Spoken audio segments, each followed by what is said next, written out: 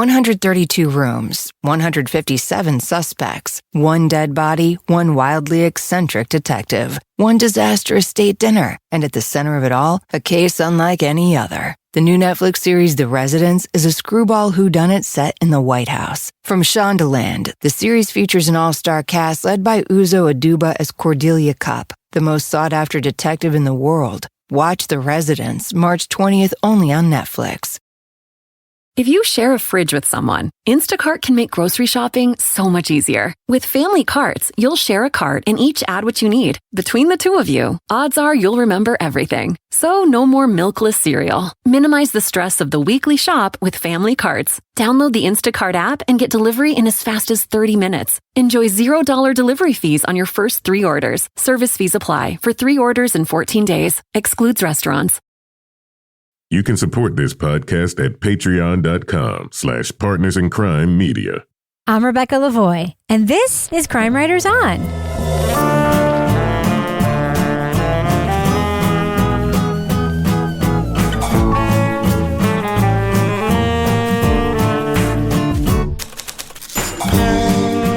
Crime Writers On is the original true crime review podcast that digs into true crime, pop culture, other podcasts. And on this episode, a con artist swindled Hollywood's wealthy for hundreds of thousands of dollars until he tried to bamboozle a former model selling tomato sauce. We'll talk about Once Upon a Con from iHeartPodcasts. Joining me to get that done and more is true crime author, TV journalist, and host of These Are Their Stories podcast, my husband and love of my life, Kevin Flynn. Hi, Kevin. Happy St. Patrick's Day, Rebecca. Oh, happy St. Patrick's Day to you, too. It's your time. It's my time. Your time to shine. The high holidays, yes, as we would say around my house. Also with us is private investigator, certified pet detective, resident cat lady, and author of The Final Curtain, Laura Bricker. Hi, Laura. Hey, Rebecca. And finally, our captain of all things cynical, author of the City Trilogy of novels, host of Rip Current, Strange Arrivals, and our Patreon Deep Dive Book Club podcast host, Toby Ball. Hi, Toby. Hey, Rebecca. Toby, you sound amazing. So, Kevin. Yeah, I know. It's going to be awesome. So, Kevin, what's coming up on Thursday's show? Yeah, on Thursday, we're going to talk about the documentary series that's streaming on Hulu and everyone's talking about. It's called Devil in the Family. Can't wait to talk about that one on Thursday. Mm-hmm. All right, so guys, I fell into a rabbit hole. You did. Okay. You know, because I've been showing you stuff all day. Yeah, I've been trying to ignore it. But So I'm not a big like genealogy person at all. Like, who were my ancestors? Where did I come from? I have never done 23andMe, anything like that, until my mother told me that I qualify probably to be an Italian citizen, aka a Euro citizen. Yep. So she sent me a little bit of stuff that like her cousin had sent her, and then I went in this internet rabbit hole today. And I found the fucking ship manifest that my great-great-grandfather came over on in 1900 from Italy. oh, wow. Wow. Yes, along with my great-grandfather, who was 16 at the time. I found census data with their names on it. I found obituaries. It's really incredible. I found out that my great-grandfather was one of 8 siblings, so I probably have hundreds of cousins. Wow. So if you're listening to this and your grandparent level last name is Detta, D-E-T-T-A, from Brooklyn, New York, get in touch. Hit me up because we might be related. Now, did you find your great-grandmother's organic pasta recipe? I didn't. Oh, okay. But guess what my great-grandmother's name was? I don't know. What? Marie Antoinette. Oh. Marie Antoinette Detta. Cake. And everybody called her Antoinette. And then sometimes in the census things, it's just Anne, because you can tell the person writing it down was just like, fuck that shit. Antoine. A lot of letters in that. Oh my God. If I read you my, I have to just read you this one thing because it's so funny. Okay. The names of these kids in this family, it's like the most stereotypical Italian situation you've ever heard of in your life. I see a Giuseppe. I was just going to say Giuseppe, Luigi. That was my great-great-grandfather, Giuseppe. Here are Giuseppe's children: Antoinette, Rose, Joseph, Michael, Mary, Frank, Tony, Nicholas, and Philomena. Philomena. Yeah, they're totally like American Catholic. Anyway, so I'm in a rabbit hole. If your last name is Detta or your grandparents' last name was Detta and they're originally from Brooklyn and immigrated over to the U.S. like between 1890 and 1920 or whatever, hit me up. We're probably related. We could have a reunion. Yeah. Yeah. Reunion. Well, Also, I come from that kind of family where like women like would just stop talking to each other, and if they're like sisters, and never talk again, which is why I don't know who any of my cousins are, because my grandmother was like that. She was a super bitch. that makes sense. Wow.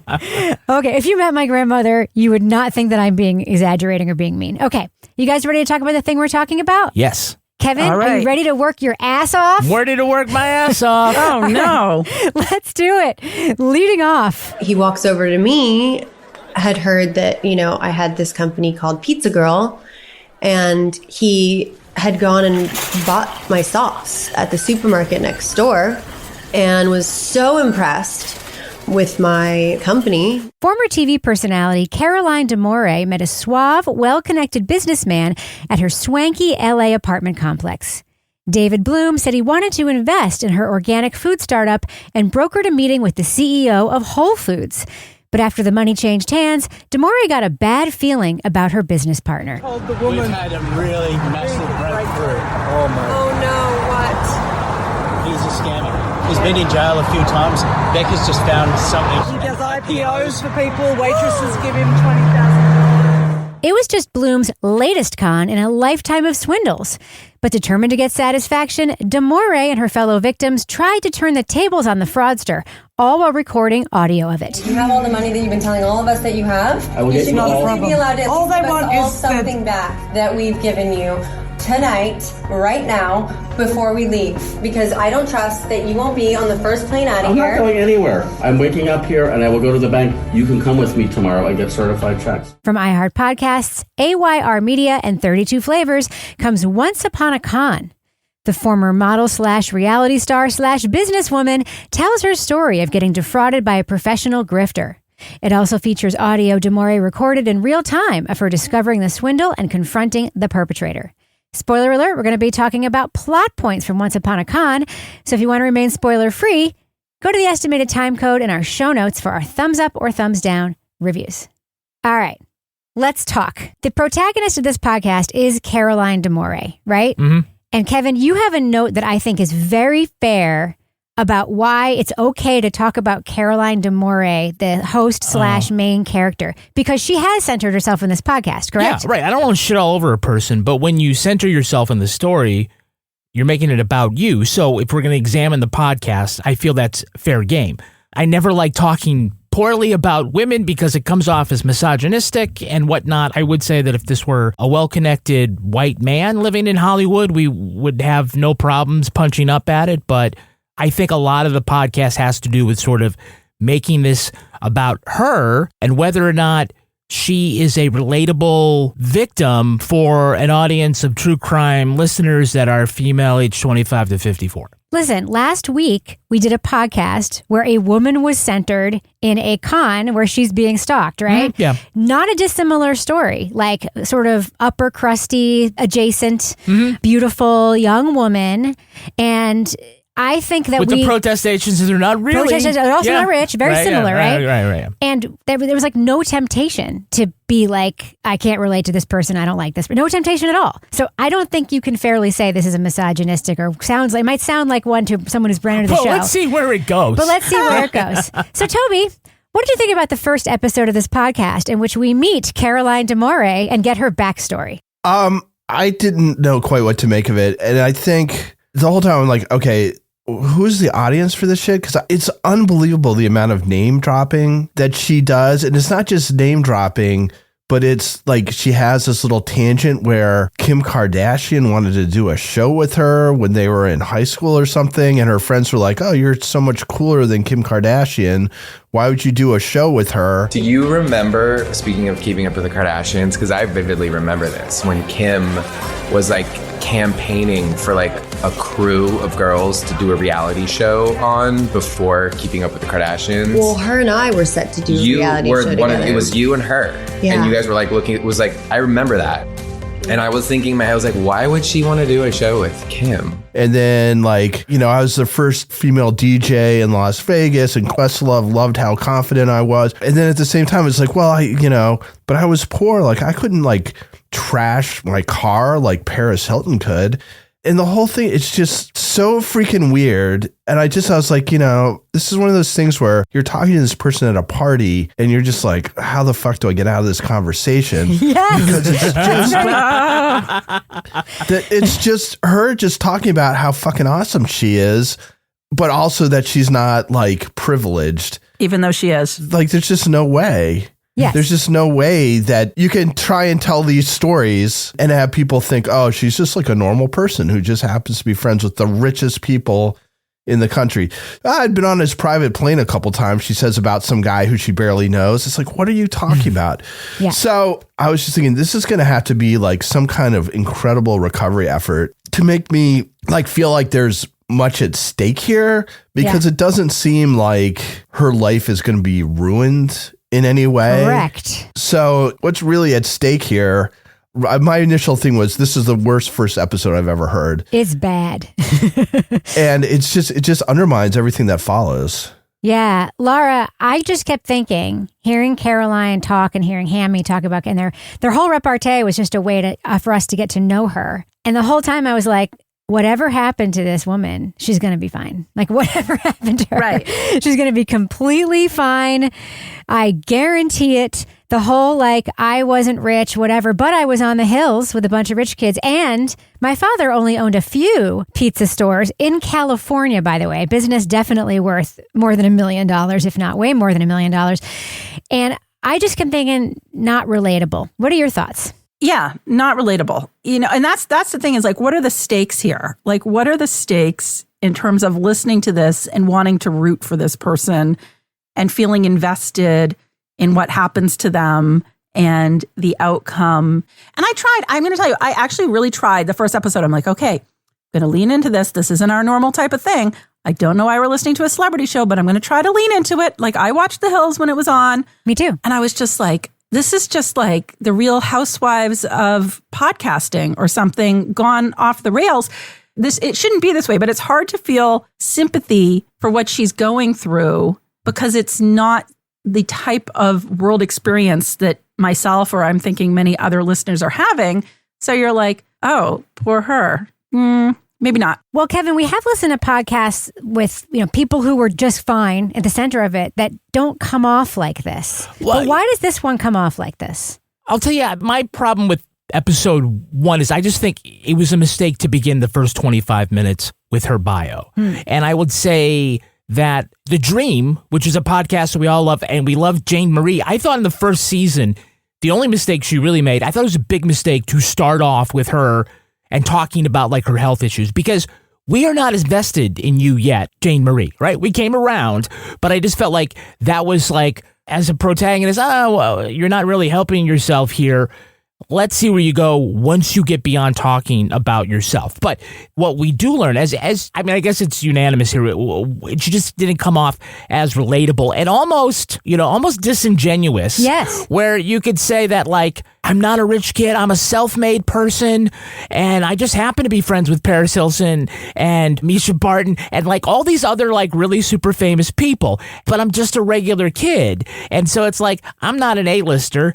I just get photographed with A-listers. I can't do this. Like, I can't literally try to keep up with the Kardashians because the media and stuff saw me with Paris Hilton and Kim Kardashian. They always wanted to kind of, if they don't have a story about you, they're going to create one. It's just not an experience that other people have.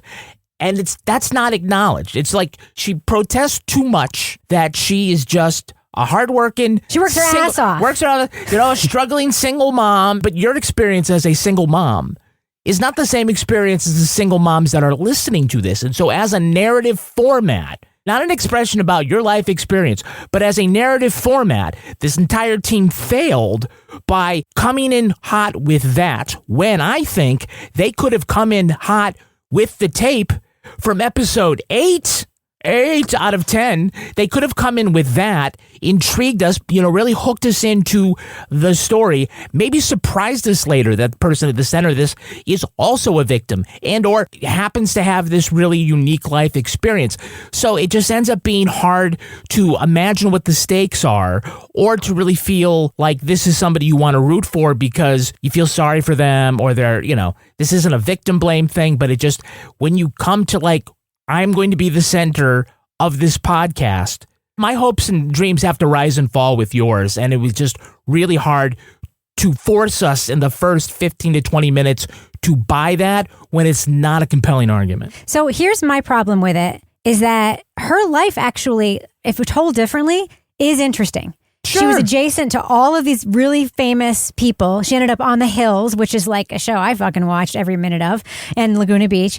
You know, she was a model. She had, quote, the best walk of all the models, according to Hammy. She had all this stuff happen, and then she's protesting, saying it doesn't make her special.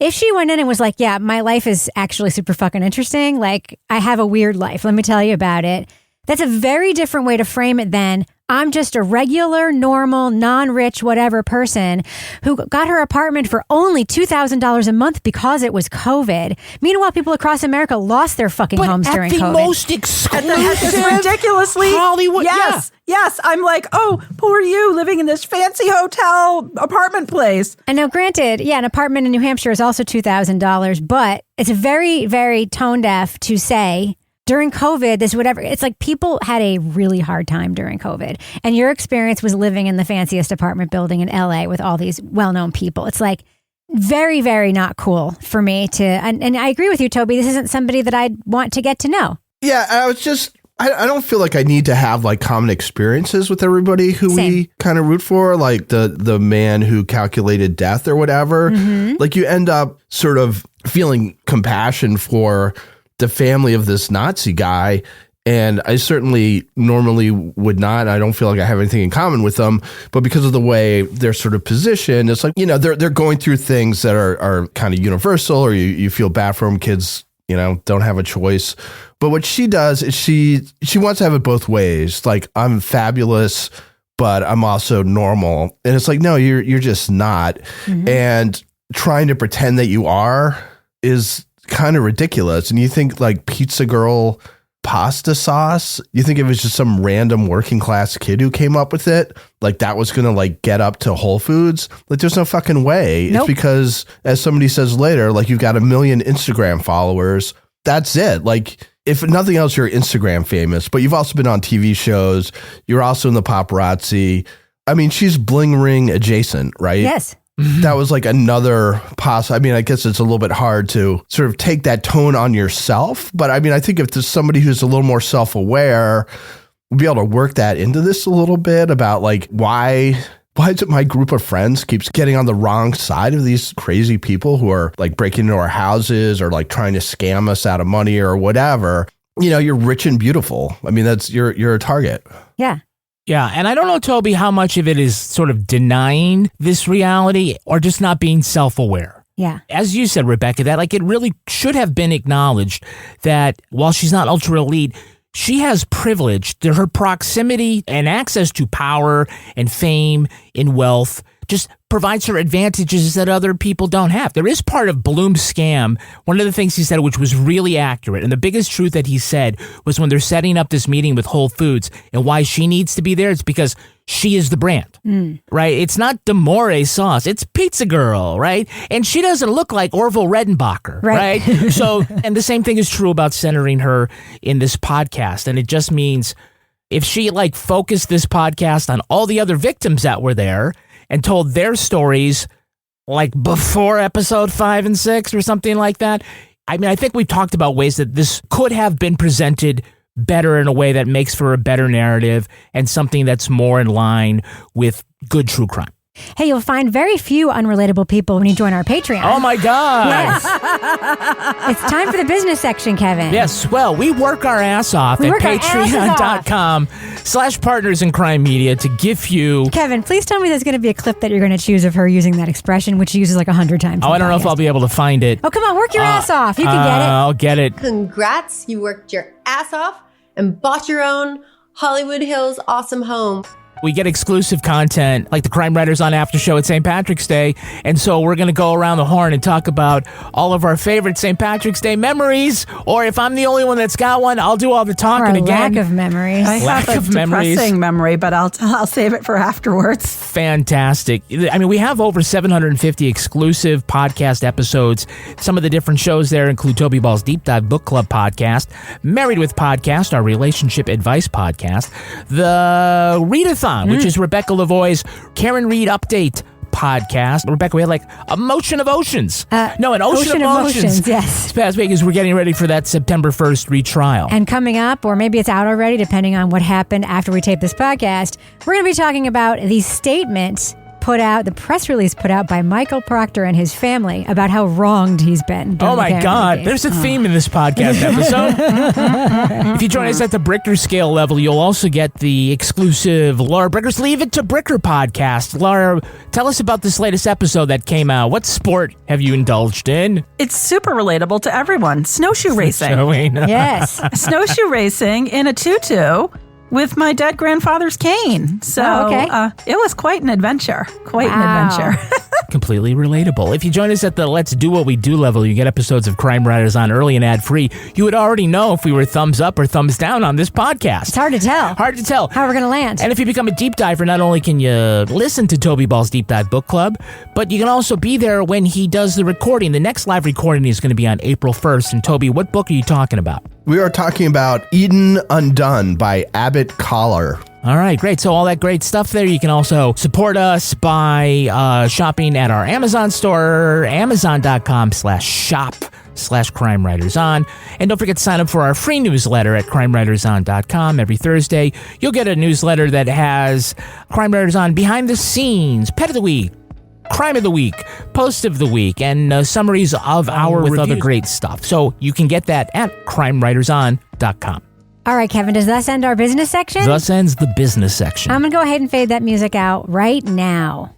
132 rooms, 157 suspects, one dead body, one wildly eccentric detective, one disastrous state dinner, and at the center of it all, a case unlike any other. The new Netflix series The Residence is a screwball whodunit set in the White House. From Shondaland, the series features an all-star cast led by Uzo Aduba as Cordelia Cupp, the most sought-after detective in the world. Watch The Residence, March 20th, only on Netflix. Kevin. Yes. I hear we have a very exciting sponsor coming up now. Oh, yeah, it's our good friends from Quince. My best friends from Quince. Who can resist the good things in life? I know not you, Rebecca. Nope.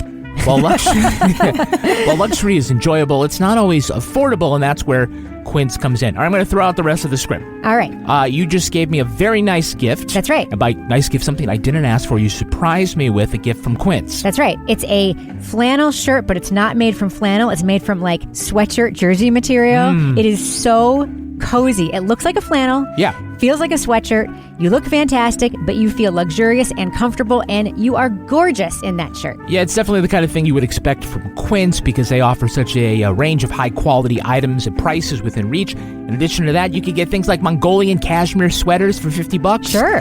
And those washable silk tops and dresses, organic cotton sweaters, and you know what they even have? Jewelry and furniture. I believe I saw gold bars. No, I'm not fooling. I think they have gold. I don't know why. But hey, Quince, you got to do you, right? But if I want a gold bar, I know where I'm getting it. Or a beautiful sectional. Yeah. So give yourself the luxury you deserve with Quince. Go to quince.com/crime for free shipping on your order and 365-day returns. That's QUINCE.com/crime to get free shipping and 365-day returns. Quince.com/crime. So, Kevin, who's the next sponsor for this fine program? Oh, we're brought to you by HelloFresh. HelloFresh. Make deciding what's for dinner a lot easier with HelloFresh, America's #1 meal kit. It's easy to find time to eat well with 50 wholesome, hassle-free meals to choose from each week delivered to your door. Plus, HelloFresh's new ready-made meals go from the fridge to your fork in just 3 minutes with all the same high-quality ingredients and restaurant-worthy flavor you can expect from HelloFresh. Kevin, you know, there's a thing that people say about growing up, right?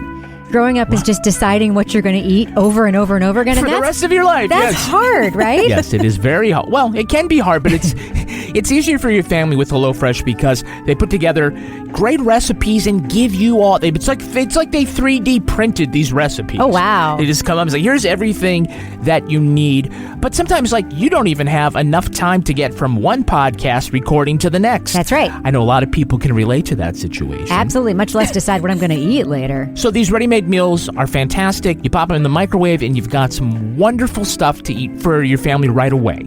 So get up to 10 free meals and a free high-protein item for life at HelloFresh.com HelloFresh.com/HelloFreshPodcast. HelloFresh Podcast. 1 item per box with active subscription. Free meals applied as discount on the first box. New subscribers only. Varies by plan. That's up to 10 free HelloFresh meals. Just go to HelloFresh.com/HelloFreshPodcast. HelloFresh Podcast. Laura Bricker. Yes. As we promised in describing the premise of this podcast, there is some tape of stuff that goes down, including a big confrontation where a bunch of people who were scammed by this dude, David Bloom, all show up at his door and take his wallet and keys until he gives them passport. Yeah, whatever. What did you think of that scene? It was kind of fun. You all have your money back. There's no trust anymore. It has to happen now. Why don't you just wire it? Why can't I wire the money now? What are you talking about, though? I can wire money all day long. It's on the internet. 100%. I don't have a wiring app for my bank account. I will get you all certified. You can go into Wells Fargo and you can do wire. But again, I'm like, okay, so here's this like group of like entitled rich people who all got scammed, and they're all like, we're gonna go do something about it and go knock on this guy's door, and we're all gonna record it for prosperity's sake or whatever. I'm like, okay, whatever. Prosperity's sake. That's not the word I wanted to use there. Posterity, yes.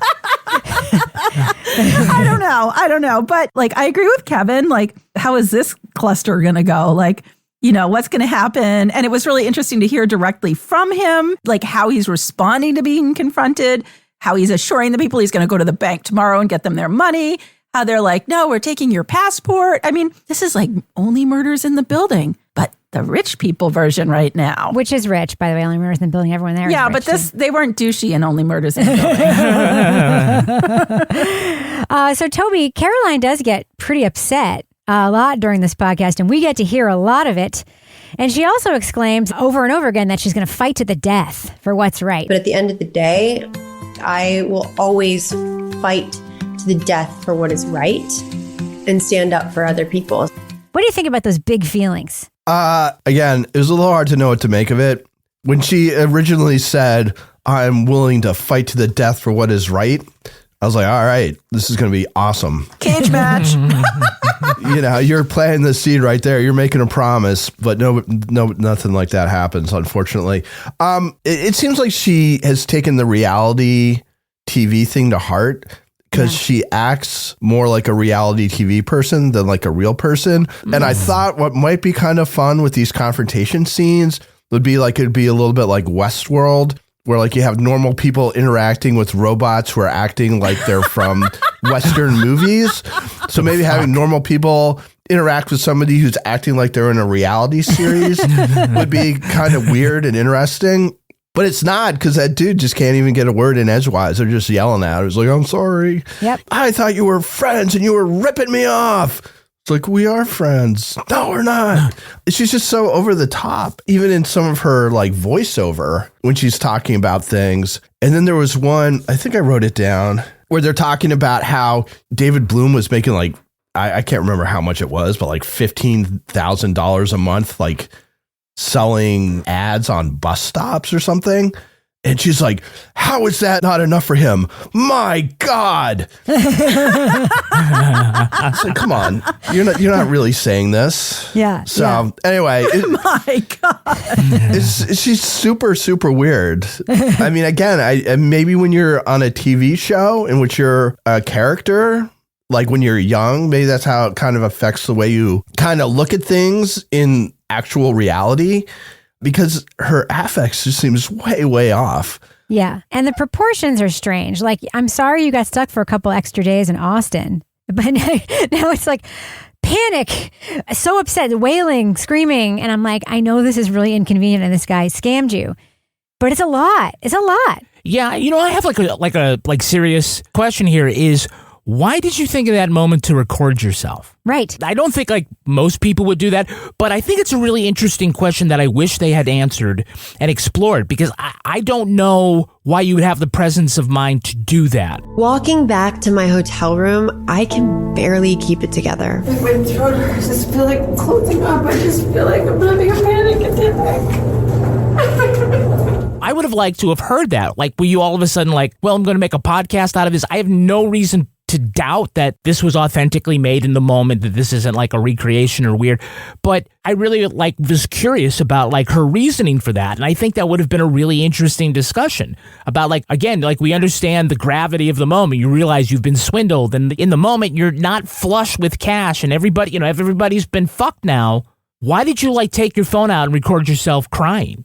I have a theory. Yeah. I think that it's possible that she was planning to make some sort of reality product out of her life. Oh, okay. Remember, she said that she taped her phone call with the fake CEO guy, because it's easy for me to remember when it sounded like she was taping a lot of stuff at the time. And we don't know that this is just audio. It could have been video, and we're just getting the audio from it. That's a possibility, right? Yeah. But if I'm ugly crying and snot and everything, I'm not recording that, you know? Well, you're not Pizza Girl. People don't know how bad it was for her, Kevin. Yes. It was so bad. It was so bad. There was snot. But if you join us at the blubber level at patreon.com/partnersincrime media, you'll get audio recordings of all my biggest crying. Right. So, Laura, are you running to Whole Foods to buy some of this Pizza Girl pizza sauce immediately, or what? Actually, I am, because I'm super curious now. It's not cheap, I'll tell you that. 6 jars for $64. What? Okay, maybe I'm not. It's maybe organic. I'm not. Well, it's Rayo's. But can I point out one thing that it just occurred to me? That it's Pizza Girl spaghetti sauce. It's not Pizza Girl pizza sauce. I think she makes pizza sauce too. She has a pizza oven. No. Oh, okay. It's all pasta sauce. I got to say, if my business were called Mr. Yogurts and I'm selling mayonnaise, someone's going to get a mouthful of mayonnaise. But people use pasta sauce on pizza. I know that. That's not how it's positioned, though. She also sells a little pink pizza oven. Again, it's her. She is the product in this, right? It's not the pizza sauce. What is it, Linguini Girl? Linguini Girl. She also, by the way, sells It's not D'Amore's. Yeah. Right? Which is the brand of the pizza restaurant or whatever. So she's not doing the Rayo's thing. Right. She's the Orville Redenbacher of organic pizza sauce recipes or, whatever. And just like Orville Which Redenbacher. is fine. But again, as a marketing thing, I'm like, I don't know if I the whole time I thought it was pizza sauce. Yeah, but no, okay. it's pasta So did sauce. I. Yeah, it's not. But you can buy a pink pizza oven on her website. Oh, really? A pink one? Pizza oven? They're bright pink. Yeah, everyone definitely wants to have a big pink appliance on their kitchen counter. I do. So one of the things that struck me, because at the beginning of the podcast, I was like, she's going to be fine. At the end of the podcast, Laura, she tells us that her pasta sauce is in fact in Whole Foods and she's doing fine. She's super psyched. Despite all of this. Yeah. Did you pick up on that? She's fucking fine. Just like we predicted she'd be from episode 1. And that's the whole thing here is this guy obviously is scamming people left and right, and he's getting away with it. But at the same time, what's the end game here? She's actually getting what he was going to get her. She's gotten that, and seems like no big deal. It's not like she's and now I had to move to the $1,500 a month apartment in the basement level. No. How much is she making on that pizza sauce? Yeah. That's the thing that kind of irritates me here is that there is an interesting story to be told here about the fact that this con artist is targeting the wealthy, the privileged, the entitled, and getting away with it over and over and over again. And the fact that he's never going to stop. Here he is now clearing tables and then trying to tell people that he's the owner of a restaurant. Yep. So that is an interesting story to me. This guy is an interesting story. His ex-wife was an interesting part of this podcast to me, hearing about how they got together and how how he couldn't fly. So he went in the Greyhound bus all the way across the country. There were some parts of this that I was this could be interesting. Unfortunately, the lens that we're looking at it through takes that part out. So then when you hear at the end that, now Whole Foods is stocking this pizza sauce, I'm well, there you go. Yeah. But you know why Bloom targeted all those fancy people at that fancy complex? Because they're not going to speak up. No, to quote Willie Sutton, that's where the money is. Yeah. You're not going to go around and scam a bunch of school teachers. Yeah. That's not an interesting scam, nor is it an interesting podcast, I guess. But he worked, I have to say, speaking of someone who worked their ass off, David Bloom worked his ass off.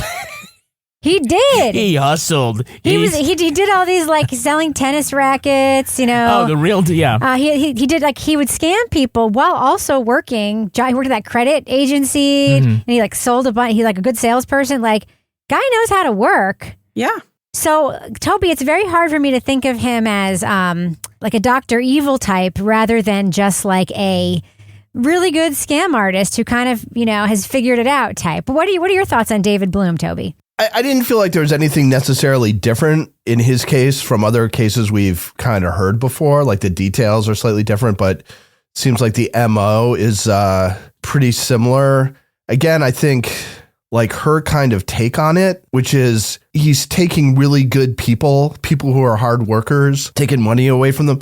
It's like, okay, he's taking a lot of rich people who are your friends and neighbors ostensibly, but this isn't like somebody who is like seeking out like the nicest people he can find and then trying to screw them. Mm-hmm. He's a guy who's just trying to screw people out of money. He doesn't care who Caroline likes or not or what she's like. The fact that she has money he can get, that's all he cares about. So I just think there's, again, it's sort of blowing the whole thing out of proportion. And that's not to say that it doesn't suck to have tens of thousands of dollars swindled. Like, that's 100% a crime. The guy should be in jail or whatever.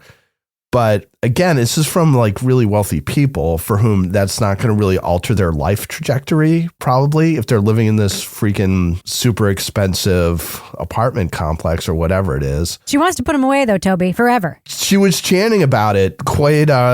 She was putting a lot of emotion behind those chants that they were strangely doing. They were so weak. That was the lamest protest I ever heard. I was like, put some heart into it. Put David Bloom in jail. Okay, now we're going to stand here again. No, David Bloom. Okay, now we're going to stand. We stood out there for 2 hours. Oh, gosh. Heck. That's 2 tough. hours. That's commitment. 2 hours. These conditions. I can't work under these conditions. This is just another way of leveraging their privilege to get justice that may be more difficult for other people to get. People who work, you mean? Yeah, like, I happen to know that the DA, I don't like it. I hear on the inside they don't like protests. Let's get it just feels tone deaf. Well, while I did feel bad for David Bloom's wife, who, I really did, the one thing that she said that was funny to me is that she was so surprised at how they treat people in jail. Yeah. I felt so bad. They treat people so bad in jail. I'm like, yes. Why they call it jail? It's jail. The only other thing that I thought about with this was like the idea that this was picked up as a podcast that was going to be released, I just found to be kind of interesting because without her celebrity, and I'd never heard of her before, but I guess she has a bunch of Instagram followers and she's on the Hills and she's definitely adjacent to people that everybody knows. And maybe that's why the first episode was like that. It's like, you've got to establish yourself if anybody's going to listen to the rest of this. But it's a pretty mundane story. It probably happens quite a bit. It was a scam thing. It's not as devious or demented as she makes it out to be. So again, it just seems, and I think this is a bad trend in podcasting, but if you have a pre-existing platform, you can tell a kind of shitty story and have it picked up because you're going to get a certain number of downloads just off your name. Exactly. And I think that was what happened here. It's a shame because, again, it's like you're taking these privileged people and then you're giving them yet another privilege, which is like, oh, yeah, you can make a podcast about this weird kind of fucked up thing that happened to you. And if you're lucky, it'll be a Netflix series. Yeah, exactly.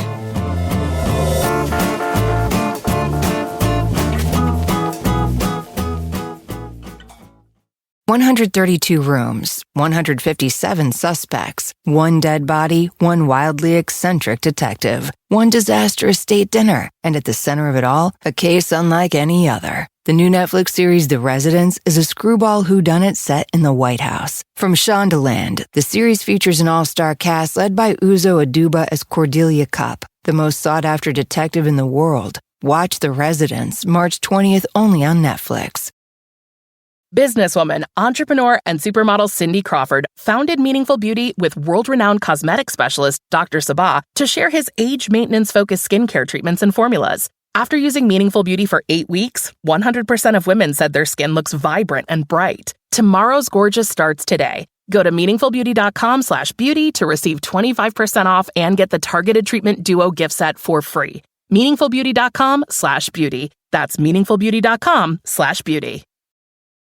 This cold and flu season, Instacart is here to help deliver all of your sick day essentials. Whether you're in prevention mode and need vitamins, hand sanitizer, and that lemon tea your Nana swears by, or you're in healing mode and need medicine, soup, and a lot more tissues, Simply download the Instacart app to get sick day supplies that reinvigorate or relieve delivered in as fast as 30 minutes. Plus, enjoy $0 delivery fees on your first 3 orders. Excludes restaurant orders. Service fees and terms apply. Create your oasis with Thuma, a modern design company crafting simple, elevated furniture from premium, eco-friendly materials. Thuma's core collection, the classic bed, nest dresser, and pillar bookshelf, combines the technique of Japanese joinery with thoughtful design for timeless style and lasting quality. Assembly is quick and easy, taking just 5-ish minutes with no tools required. Explore the full collection at thuma.co or visit their flagship location in New York City. For $100 off your first bed, head to thuma.co. That's thuma.co. All right, let's do what we do. Let's let our listeners know, should they check out the podcast Once Upon a Con? Laura Bricker, thumbs up or thumbs down for Once Upon a Con? Well, I went into this trying to have an open mind. I really did. I was like, okay, maybe my friends who like celebrity gossip might be interested in this, so I'm going to try to give this a chance. I really struggled with this because there were parts of this story that I thought could have been interesting about the actual con artist, about some of the side characters. Unfortunately, for me, what did this in was there was just too much about the host that was done in a way that for like the normal people population was just not relatable. So I didn't feel really invested in championing her efforts to get justice in this case, because it was somebody that was living in a different type of way than most of us are, but then flaunting it and talking about it in a way that was very unrelatable for me. So, you know, this could have been interesting. The lens it was told through was just too much of the elite Hollywood lens. And for me, that was a thumbs down. Toby Ball, thumbs up or thumbs down for Once Upon a Con?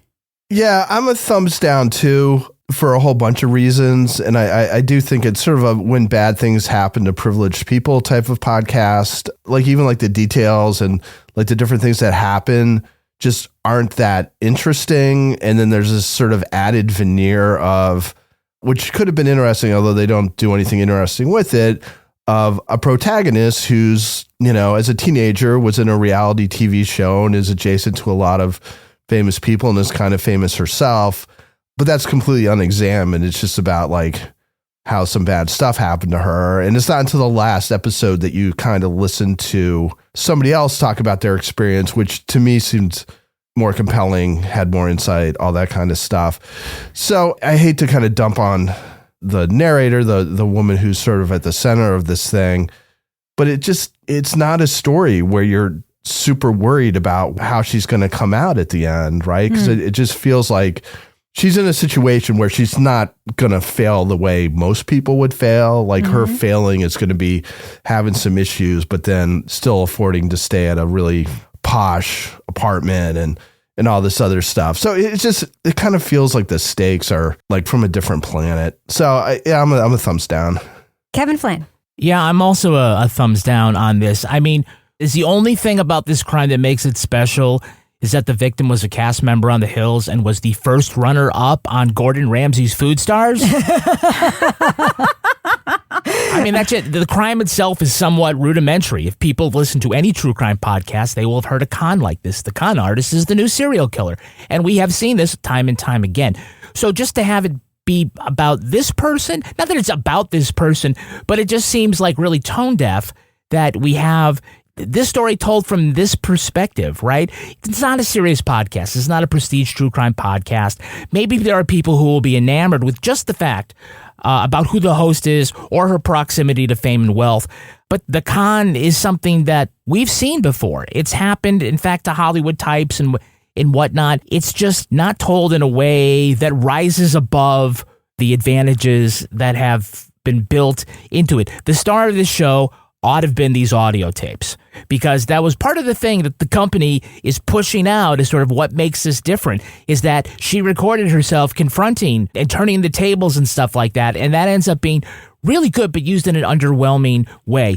The problem is that they've got 4 episodes worth of content and only 10 episodes to tell it in, and so that comes through as just yet another problem. So anyway, we always want stories where we get the first-person perspective, where hosts play a bigger role, put themselves in the story, but really you can't do it to the detriment of the larger story and the other victims. And if it's going to be about you, you better be somebody that we want to root for. Otherwise, you're just going to come on Crime Writers On and get 3 thumbs down? Or is it 4 thumbs down? Well, let me just say, I think this is a very feminist podcast. You know why? Why? Because it proves that a woman can make a shitty podcast just as well as a man can. That's right. Okay?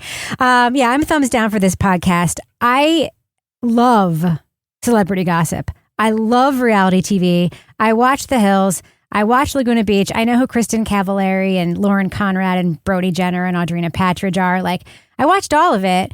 And I'm into the idea. I actually just talked to somebody who's kind of well known a couple days ago about a podcast that they want to make. And I said to them, like, open up the interesting parts about your job to people. Like, people have never been in front of a craft services table or in like a professional, on studio makeup chair. Like, include that stuff. Like, that would be interesting to me. So I'm not saying that this woman, Caroline, is inherently uninteresting. What makes her uninteresting is the way that she frames herself in the story as somebody who is just normal, and then proceeds knowingly to tell you all the interesting things about her, including that she had, of all the models, the very best walk. So I am I don't even know what that means. Yeah, I'm a big thumbs down for this podcast. From minute one, I felt the same way from minute one of Stalked, which I ended up loving. My initial thought was, this girl is probably going to be fine. She's got a really, she's obviously surrounded by loving people. She's got a nice support system.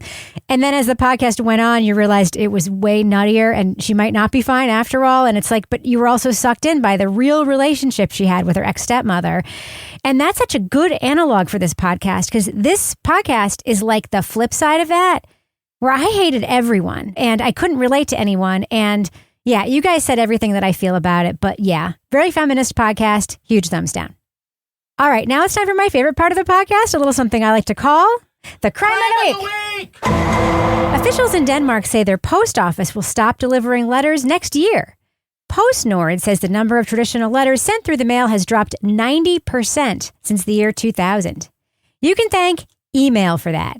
Instead, the Danish post office will focus on package delivery, which is where all the action is today. The Postal Service has been delivering letters to Danes since 1624.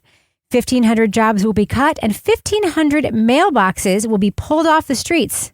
PostNord also operates in Sweden, but service there will not be affected. Denmark is just the latest nation whose post office is adjusting to a world that runs on digital communication. Last week, Germany's Deutsche Post laid off 8,000 employees. Britain's Royal Mail is proposing delivering letters every other day to save money. And what's happening to the U.S. Postal Service? Well, that's anyone's guess. PostNord will deliver its final letters on December 30th. It leaves Danish dogs fewer people to bark at, so I guess Amazon is just going to have to pick up the slack. So panel, it looks like PostNord is walking away from that sweet, sweet stamp money. Now that they've stopped delivery of letters, how will the Danish post office make money? Laura Bricker. I have a couple ideas. They can sell some of those stamps through like an eBay store that they set up.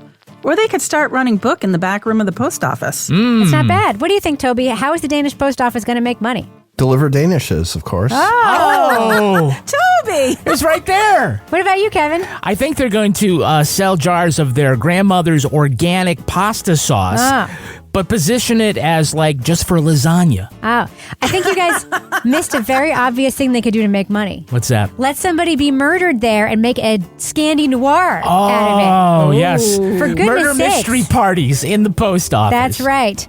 All right, Laura Bricker, if folks want to reach out to you online, how can you be found there? You can find me at Laura Bricker on Blue Sky and Instagram. What about you, Toby? If folks want to wish you well in your time of ailment, how can they find you online? If I'm still sick by the time you're listening to this, I'm going to be super bummed. At Toby Ball NH on Blue Sky. What about you, Kevin? I'm everywhere at Kevin P. Flynn. I'm everywhere. 10 million Instagram followers. Yes, we have millions. Our millions of hundreds of Instagram followers. If you want to follow me everywhere, including Instagram, where I have like 6,000 followers. Kevin, is that enough to get me a deal? Nope. You can find me But you already have a podcast. That's how it works. At Reb Lavoie. You can follow the show everywhere at Crime Writers On, and I encourage you to join our incredible, amazing community. They're so supportive and wonderful and sweet and smart. On Facebook, on the official Crime Writers On Facebook discussion group. Get everything we make on Patreon by going to patreon.com/partnersincrimemedia. Our theme theme song was composed and performed by Tyler Gibbons. Our editor is the wonderful Livy Burdett. The EP of this show is Kevin. This show is recorded in Studio C, The Closet, in our New Hampshire basement, where we also hope to monetize our grandma's secret recipe for organic tomato sauce. On behalf of all the Crime Writers, thanks so much for listening. We will catch you later.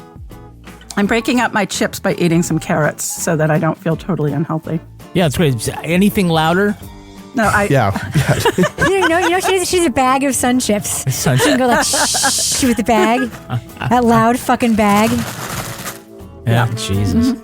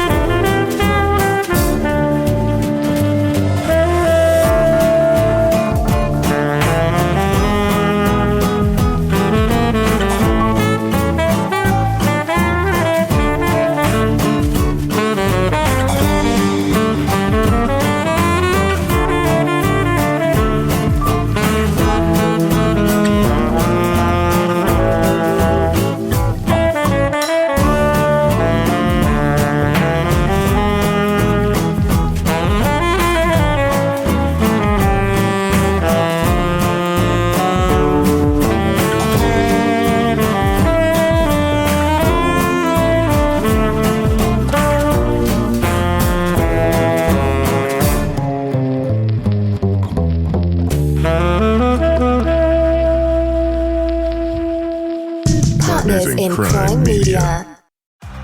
This season, let your shoes do the talking.